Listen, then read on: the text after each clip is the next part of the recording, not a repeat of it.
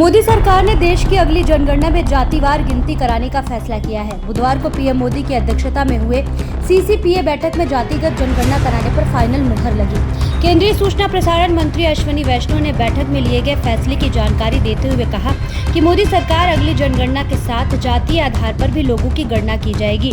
सरकार के इस कदम से देश में किस जाति के कितने लोग हैं और सामाजिक, आर्थिक और शैक्षणिक रूप से उनकी स्थिति क्या है, ये जानकारी आजाद भारत में पहली बार सामने आएगी।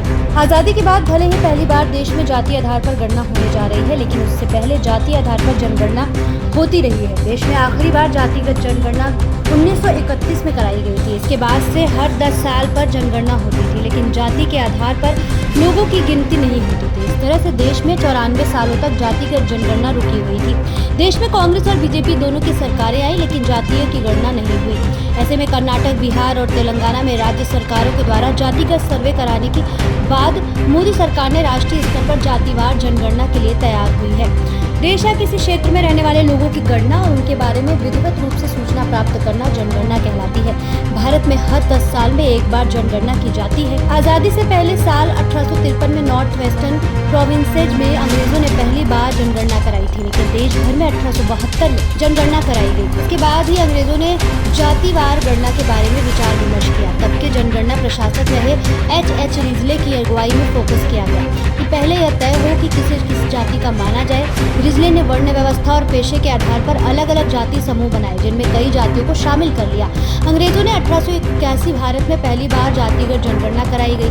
इस तरह 1881 से लेकर 1931 तक भारत में जितनी भी जनगणना हुई, उसमें लोगों के साथ सभी जातियों की गणना की जाती रही। साल 1941 में जनगणना के समय जाति आधारित डेटा जुटाया जरूर गया था, लेकिन द्वितीय विश्व युद्ध के चलते इस प्रकाशित नहीं किया गया। इसके बाद अगली जनगणना से पहले देश आजाद हो चुका था। इस तरह देश में आखिरी बार जातिगत जनगणना के आंकड़े 1931 के ही मिलते हैं। आजादी के बाद 1951 से 2011 तक 7 बार और भारत में कुल 15 बार जनगणना की जा चुकी है।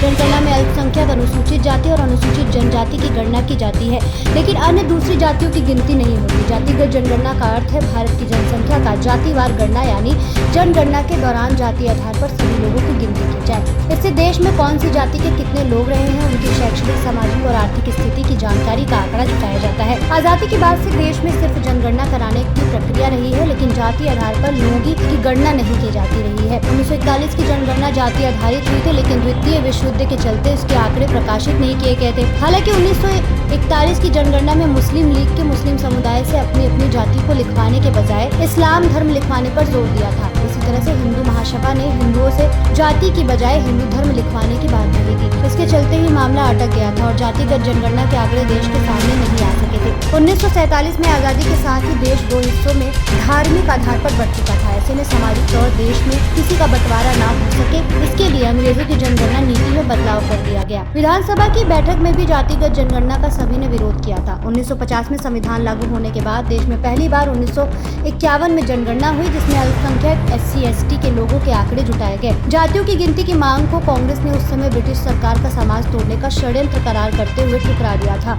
जाति जनगणना पर संसद में पहली अनौपचारिक चर्चा 1951 में हुई, जिसमें सभी ने विरोध किया था। इस तरह से 1931 के बाद देश में जातिगत जनगणना नहीं कराई गई। आजादी के बाद जातिगत विभाजन बढ़ने के डर से जातिगत जनगणना पर लगी रोक अभी तक जारी रही। 1951 से बाद से देश में जितनी भी जनगणना हुई है, उसमें अल्पसंख्यक समुदाय के साथ साथ अनुसूचित जाति और अनुसूचित जनजाति के लोगों की गिनती की जाती रही है। OBC और सामान्य वर्ग के लोगों की गिनती नहीं की जाती थी।